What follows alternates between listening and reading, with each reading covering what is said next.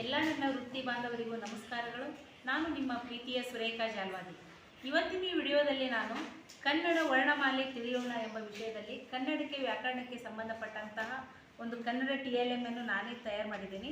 ಅದು ಮಕ್ಕಳಿಗೆ ಬಹಳ ಉಪಯುಕ್ತವಾದಂತಹ TLM. ಬನ್ನಿ ನಾ ಯಾವ ರೀತಿ ಮಾಡೀನಿ, ಯಾವ ರೀತಿ ಅದರಲ್ಲಿರುವಂತಹ ವಿಷಯವನ್ನು ತಿಳಿಯೋಣ, ನೋಡ್ಕೊಂಡು ಬರೋಣ.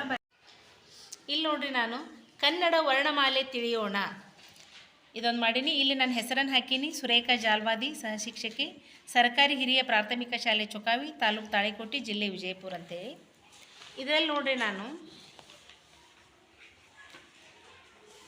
ನಮ್ಮ ಕನ್ನಡ ವರ್ಣಮಾಲೆಯಲ್ಲಿ ಬರುವಂತಹ 49 ಅಕ್ಷರಗಳನ್ನು, ವರ್ಣಮಾಲೆಗಳನ್ನು ಇಲ್ಲಿ ನಾನು ಬರೆದಿದ್ದೀನಿ. ಈ 49 ಅಕ್ಷರದಿಂದ ನಾವು ಏನೆಲ್ಲ ತಿಳ್ಕೋಬಹುದು, ಕನ್ನಡದಲ್ಲಿರುವಂತಹ ಎಲ್ಲ ವ್ಯಾಕರಣಗಳನ್ನು ಅಂದರೆ ಸ್ವರಗಳು, ವ್ಯಂಜನಗಳು ಎಲ್ಲವನ್ನು ನಾವು ಹೇಗೆ ತಿಳಿಯೋದನ್ನೋದನ್ನು ಹೇಳ್ತೀನಿ.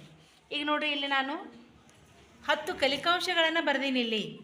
ಅಂದರೆ ಒಂದನೇದು ಸ್ವರಗಳು, ವ್ಯಂಜನಗಳು, ಹ್ರಸ್ವ ಸ್ವರಗಳು, ದೀರ್ಘ ಸ್ವರಗಳು, ಯೋಗವಾಹಗಳು, ವರ್ಗೀಯ ವ್ಯಂಜನಗಳು, ಅವರ್ಗೀಯ ವ್ಯಂಜನಗಳು, ಅನುನಾಸಿಕಗಳು, ಅಲ್ಪ ಪ್ರಾಣಾಕ್ಷರಗಳು ಹಾಗೂ ಮಹಾಪ್ರಾಣಾಕ್ಷರಗಳು. ಈ 10 ಕಲಿಕಾಂಶಗಳನ್ನು ಈ ಒಂದೇ ಚಾರ್ಟಲ್ಲಿ ನಾನು 49 ಅಕ್ಷರ ಬರೆದಿದ್ದೀನಲ್ಲ, ಅದರಲ್ಲಿ ನಾವು ಮಕ್ಕಳಿಗೆ ಸರಳವಾಗಿ, ತುಂಬ ಸರಳವಾಗಿ ನಾವು ಕಲಿಸ್ಕೊಡ್ಬೋದು. ನೋಡಿ, ನಾನು ನನ್ನ ಬಳಿ ಕನ್ನಡ ತಿಳಿ ಅಂದರೆ ಕನ್ನಡದಲ್ಲಿ ಇಲ್ಲೊಂದು ಏನು ಮಾಡ್ಕೊಂಡಿ, ನಾನು ಇಲ್ಲೊಂದು ಬಾಕ್ಸನ್ನು ಮಾಡ್ಕೊಂಡೀನಿ. ಈ ಬಾಕ್ಸಲ್ಲಿ ನಮಗೆ ಯಾವ್ಯಾವ ವಿಷಯವನ್ನು ಬೇಕು, ಯಾವ ಕಲಿಕಾಂಶವನ್ನು ಬೇಕು ಅದನ್ನು ತೊಗೋಬೋದು. ಈಗ ನಾ ಇಲ್ಲಿ ಈ ಒಂದನೇದು ಏನಿದೆ, ಇಲ್ಲಿ ಸ್ವರಗಳು ಇದೆ. ನಾವು ಮಗುವಿಗೆ ಈಗ ಸ್ವರಗಳನ್ನು ತಿಳಿಸುವಾಗ ಏನು ಮಾಡಬೇಕು, ಈ ಎಲ್ಲ ಚಾರ್ಟ್ಗಳಿಗೆ ನಾನು ನಂಬರ್ಗಳನ್ನು ಕೊಟ್ಟಿದ್ದೀನಿ.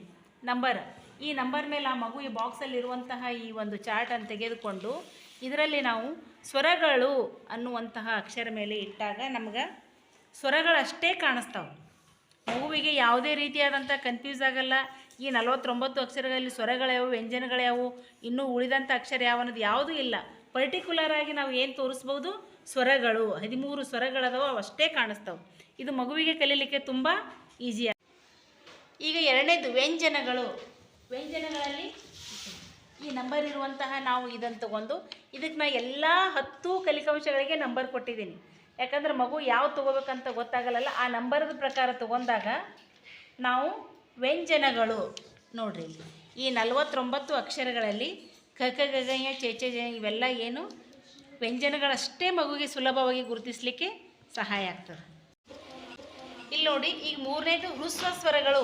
ಈಗ ನಾವು ಸ್ವರಗಳನ್ನು ಕಲ್ತೀವಿ, ವ್ಯಂಜನಗಳನ್ನು ಕಲ್ತೀವಿ. ಈಗ ಹ್ರಸ್ವ ಸ್ವರಗಳು ಈ 3ನೇ ನಂಬರಿಂದ ನಾವು ಇದನ್ನು ತೆಗೆದುಕೊಂಡಾಗ ಇಲ್ಲಿ ಹ್ರಸ್ವ ಸ್ವರಗಳು ಯಾವ ಅನ್ನೋದು ಮಗು ಸುಲಭವಾಗಿ ಕಲೀಲಿಕ್ಕೆ ಸಹಾಯ ಆಗ್ತದೆ. ನೋಡಿರಿ, ಹ್ರಸ್ವ ಸ್ವರಗಳು ಕಡಿಮೆ ಕಾಲಾವಧಿಯಲ್ಲಿ ಉಚ್ಚರಿಸಲು ಬರುವಂತಹ ಅಕ್ಷರಗಳಿಗೆ ನಾವು ಹ್ರಸ್ವ ಸ್ವರ ಅಂತ ಕರಿತೀವಿ. ಅ, ಇ, ಉ, ಋ, ಎ, ಓ ಇವೇನು ಹ್ರಸ್ವ ಸ್ವರಗಳು. ಈಗ ನೋಡ್ರಿ, 4ನೇದು ದೀರ್ಘ ಸ್ವರಗಳು.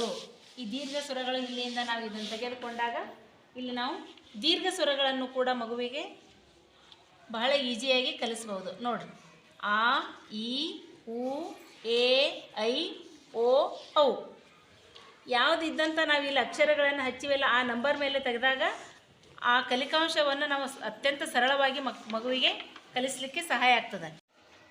5ನೇದು ಯೋಗವಾಹಗಳು.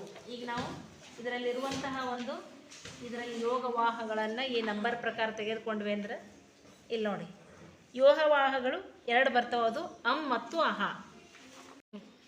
6ನೇದು ವರ್ಗೀಯ ವ್ಯಂಜನಗಳು. ವರ್ಗೀಯ ವ್ಯಂಜನಗಳು ಯಾವ ಅನ್ನೋದು ಗೊತ್ತಾಗ್ತದೆ.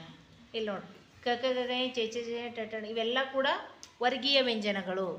ಅದೇ ರೀತಿ ನಾವು ಏನು ಮಾಡ್ಬೋದು, ಈಗ ಅವರ್ಗೀಯ ವ್ಯಂಜನಗಳನ್ನು ಕೂಡ 7ನೇ ನಂಬರ್, ನಾ ಇವಕ್ಕೆಲ್ಲ ಸೀರಿಯಲ್ ಪ್ರಕಾರ ನಂಬರ್ ಕೊಟ್ಟಿದ್ದೆಲ್ಲ ಆ ನಂಬರ್ ಪ್ರಕಾರ ನಾವು 7ನೇದನ್ನು ತೆಗೆದುಕೊಂಡಾಗ ಇಲ್ಲಿ ಅವರ್ಗೀಯ ವ್ಯಂಜನಗಳು 9 ಅವರ್ಗೀಯ ವ್ಯಂಜನಗಳು ಮಗುವಿಗೆ ಗುರುತಿಸಲಿಕ್ಕೆ ಅತಿ ಸುಲಭವಾಗಿ ಗೊತ್ತಾಗ್ತದೆ. ಆಮೇಲೆ 8ನೇದೇನಿದೆ, ಇಲ್ಲಿ ಅನುನಾಸಿಕಗಳು. ನೋಡ್ರಿ, ಅನುನಾಸಿಕಗಳು ಯಾವ ಅನ್ನೋದು ಅದ್ರ ಮೇಲೆ ಇಟ್ವಿ ಅಂದ್ರೆ ಇವು ಯ, ಯ, ಣ, ಮ, ನ ಇವು ಅನುನಾಸಿಕಗಳು ಗೊತ್ತಾಗ್ತದೆ ಇದರಿಂದ. ಇಲ್ಲಿ 9ನೇದು ಅಲ್ಪ ಪ್ರಾಣಾಕ್ಷರಗಳು. ಅಲ್ಪ ಪ್ರಾಣಾಕ್ಷರಗಳು ಯಾವ ಅನ್ನೋದು ನೋಡ್ರಿ, ಇಲ್ಲಿ ಎಷ್ಟು ಈಸಿಯಾಗಿ ಗೊತ್ತಾಗ್ತದೆ. ಇಲ್ಲಿ ನೋಡಿ, ಕ, ಕ, ಚ, ಜ, ಟ, ಡ, ತ, ದ, ಪ, ಬ ಇವು ಅಲ್ಪ ಪ್ರಾಣಗಳು. ಅಲ್ಪ ಪ್ರಾಣಾಕ್ಷರ ಮಹಾಪ್ರಾಣಾಕ್ಷರ ಬರ್ತಾವಲ್ಲ, ಅಲ್ಪ ಪ್ರಾಣಾಕ್ಷರಗಳು ಇವು. ಇನ್ನು 10ನೇದು ಯಾವುದಿಲ್ಲಿ? ಮಹಾಪ್ರಾಣಾಕ್ಷರಗಳು. ಮಹಾಪ್ರಾಣಾಕ್ಷರಗಳಂದರೆ ಇಲ್ಲಿ ನೋಡಿ, ಖ ಘ ಛ ಝ ಠ ಡ ಥ ದ ಪ ಬ. ಹೀಗೆ ನಾವು ಬರೀ 49 ವರ್ಣಮಾಲೆಗಳಲ್ಲಿ ಅತ್ಯಂತ ಸರಳವಾಗಿ 10 ಕಲಿಕಾಂಶಗಳನ್ನು ಕಲೀಲಿಕ್ಕೆ ತುಂಬ ಸಹಾಯವಾಗ್ತದೆ. ಇದು ಮುಗಿದ ನಂತರ ನಾವು ಏನು ಮಾಡ್ಬೋದು? ಇವೆಲ್ಲ ಹಾಕಿದಂಥವುಗಳನ್ನು, ಇವು ಮಾಡಿದಂತಹ ಚಾರ್ಟ್ಗಳನ್ನು ಇದೇ ಬಾಕ್ಸಲ್ಲಿ ನಾವು ಹಾಕಿಟ್ಕೊಂಡು ಇದನ್ನು ಗೋಡೆಗೆ ಕೂಡ ನೇತು ಹಾಕ್ಬೋದು. ಆಮೇಲೆ ಶಿಕ್ಷಕರಿಗೂ ಕೂಡ ಇದು ಅತ್ಯಂತ ಉಪಯುಕ್ತವಾಗ್ತದೆ. ಯಾಕಂದ್ರೆ ಆಯಾ ಪಾಠ ಹೇಳುವಾಗ ಯಾವ ಗ್ರಾಮರ್ ಬಂದಿರ್ತದೆ, ಯಾವ ಕನ್ನಡ ವ್ಯಾಕರಣ ಬಂದಿರ್ತದೆ, ಅದನ್ನು ದಿನಾಲೂ ನಾವು ಒಂದೊಂದಾಗಿ ಮಕ್ಕಳಿಗೆ ವಿವರಣೆ ಮಾಡ್ತಾ ತಿಳಿಸ್ಕೊತ ಹೋದ್ವಿ ಅಂದ್ರೆ ಮಕ್ಕಳಿಗೆ ಕಲೀಲಿಕ್ಕೆ ತುಂಬ ಸುಲಭವಾಗ್ತದೆ. ನೀವು ಕೂಡ ಶಾಲೆಯಲ್ಲಿ ಮಕ್ಕಳಿಗೆ ಮಾಡಿ ತೋರಿಸಿ, ತುಂಬ ಕಲೀಲಿಕ್ಕೆ ಸರಳವಾದಂಥ ವಿಧಾನ. Thank you.